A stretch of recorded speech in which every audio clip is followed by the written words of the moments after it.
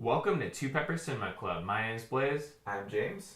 and today we're going to be eating something special for our review of 50 Shades Freed. This is the climax of the 50 Shades of Grey trilogy, and I haven't seen any of them going up to it. I know you were really excited, though, to watch this most recent one, and you had previously watched the two before it. No, I haven't actually. I was like super stoked to binge watch all of them before, but unfortunately I didn't get a chance to. So You're so excited, but you didn't get a chance. Yeah.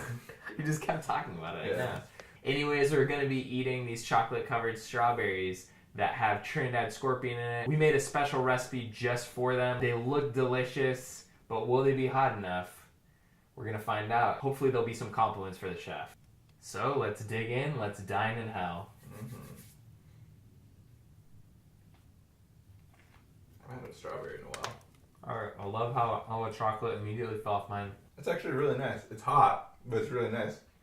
I love the sweetness. I'm going to compliment the chef right away. Nice one with these. I want to say it's the most unsexy movie I've ever seen, to be honest. Dude, I was making so many jokes to you throughout the film. Like, there's a scene where they're eating ice cream, and I was like, I wonder what flavor that is. I bet it's vanilla, just like all the sex in this movie. Just because, like, it tries to push, like, the bounds, like, oh, this is, like, the sexiest movie. Mm-hmm. Oh, this movie's so risque. Oh, so different. Oh, there's going to be BDSM in it. Mm-hmm. The most risque thing, which you missed, and I mentioned you, was like, okay, she opened a drawer once, and there were a couple butt plugs in it. Yeah, I guess, or something. Yeah, and they didn't use it or anything. They just, opened it. And he's like, yeah, grab that one. Like, I don't know why, but the movie would have been much better if Christian Bale was in it and he was just giving his Batman voice the whole time. No! No! Don't shut me up! Like, he's just like, yeah, grab that one. Imagine we'll start a list of what could have made this movie better. Anything, pretty much. I don't know, it doesn't really feel like the end of a trilogy. It just felt like a continuation of an erotic novel. This is what I imagine erotic novels like. They just keep going and stuff. Like, why does this necessarily have to end? There isn't necessarily even a premise of the movie, too. Like, the whole plot, like, if you look up the plot on IMDb, that doesn't happen until the final 20 minutes of the movie. Yeah. They, will add a little bit of commentary throughout the movie, but overall it's just them arguing the whole movie. Mm-hmm. Christian Grey is one of the most psycho fuckers I've ever witnessed in cinema history. I would put Christian Grey up there with one of the craziest characters, like you said. I would put him up there with Michael Myers and Christian Grey. This guy is a complete psychopath. I really don't see what Anastasia wants in him besides just the fact what does she see in him besides the fact that she gets anything she wants without having to do anything at all. But is she a strong female character? Not really. Mm-hmm. They try and act like she is, but I don't even think she is because everything she gets, I'm not saying that it's not deserved or anything, because I don't really know the character that well. It's just you get everything you want. It's it's basically like Christmas every day. Yeah. Okay, you get anything you want. You get the best job, whatever. And she tries to act like it was her hard work that got her the job, but she kind of knows. She even knows okay, it's just because I'm married to him. That's why I got a promotion the next day. Her only moment of individuality, I felt was just a scene where she argues that she wants to keep her last name. But it just ended in just a dorky resolution as overall for that scene as well. There's a whole scene my email got bounced back, and I was like, oh my god. I don't know why you're such a baby about everything.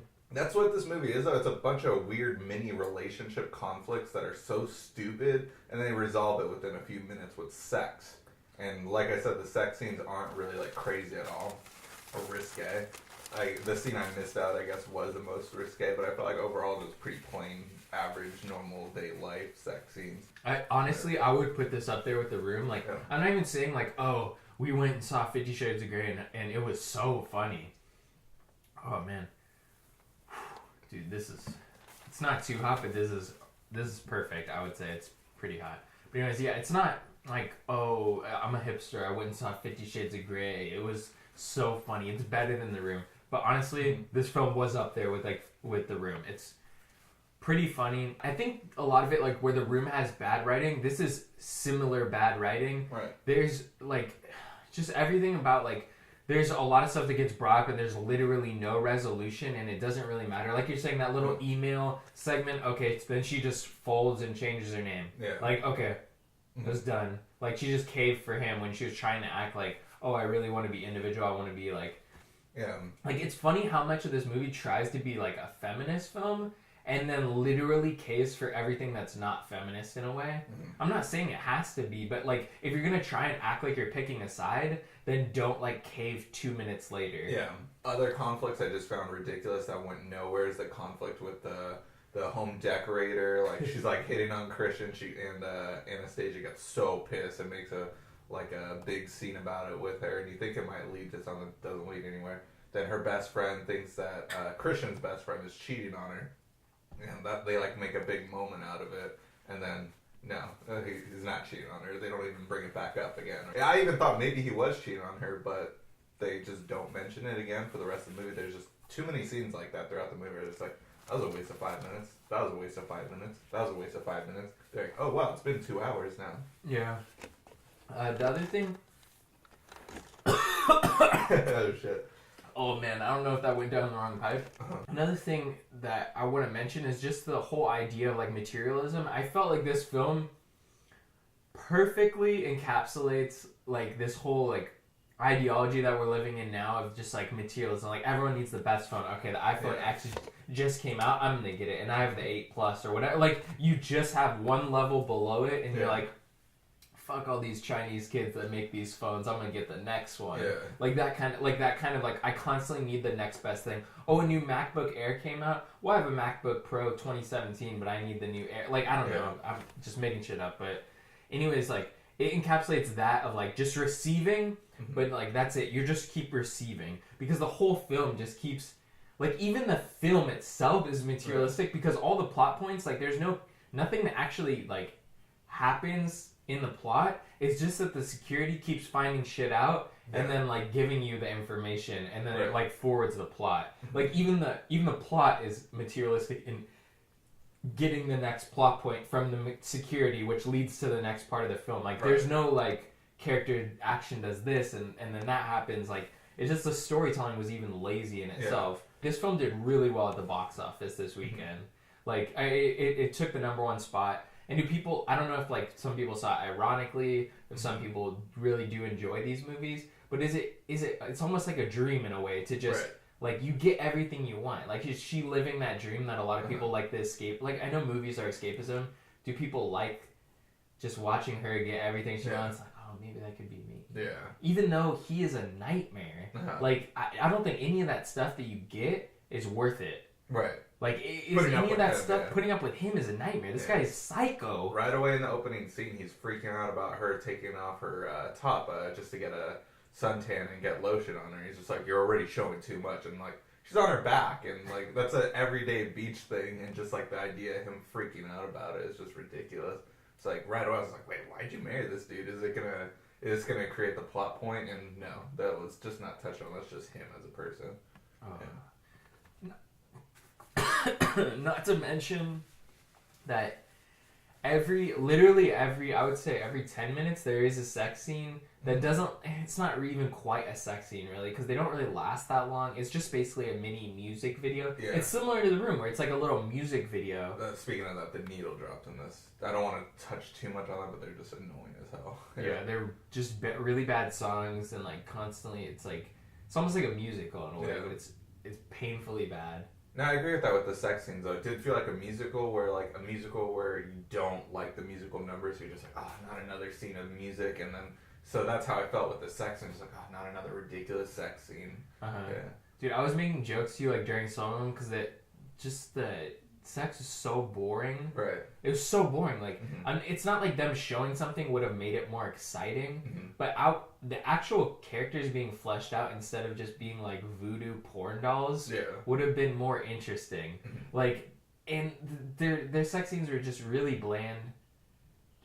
It's just like, I was expecting something like Showgirls, and we didn't get that at all. Like, I wanted some crazy, ridiculous sex scenes. Overall, for this movie, if I'm gonna like weigh out what it's like, what the actual experience of watching 50 Shades Freed is like, if you're watching it ironically, this is a fun time. Like, it's so stupid. It would have felt disrespectful to me, like, acting the way I wanted to this film with the audience in there. Like, I wanted to crack jokes the whole time. I wanted to laugh at parts that were trying to be serious, of him just getting really upset over stuff that was so, like, he makes such a point to say that this is his first girlfriend and his first wife and stuff. Yeah. And like, I honestly don't think that's a good move for anyone. Like, Right. he's very immature. Like, he's insanely immature. Mm-hmm. You really need to be like open about certain things, and he's just like wants her to be so closed off and uses his money like to even like kind of like in a way like torture her even more by like giving her security around the clock so she can't do anything or be free or like,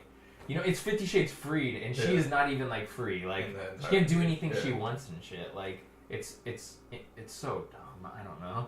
But anyways, like if I want to liken this experience of watching a movie and like the movie itself is like watching if your friend has a really bad girlfriend for 2 hours. Like you're just like, if you ever have had a friend that has a girlfriend that you hate her, like she's so annoying, she's just like, she never lets him do anything he wants, so that's making you upset, like that kind of situation. Everyone's had a buddy who's had a significant other that's just ruined their life essentially, and you can't do anything. You can't say like, hey man, this person's not good for you, because then you're gonna get cut off. This is that movie. Like this is that experience bottled up in a film. Right. I have nothing else to say about it. Let's talk about something else good instead. The strawberries, Dan, they came out pretty well. What do you think? I have to say, I think using the Trinidad pepper was the right choice. I have Reapers, and I'm like, I wanted to make the stepping stone into Reaper, and I definitely, the first thing I want to make with the Reaper is a sauce. I thought Trinidad, it's like the step below. I think it was the right choice for the strawberry, because it's kind of, I don't know if it's sweet or maybe it's just the chocolate, but I'm just like, oh, it had like this sweet heat. Like, I don't know, it was really good. I definitely recommend you guys try making it. You can get the peppers on Amazon.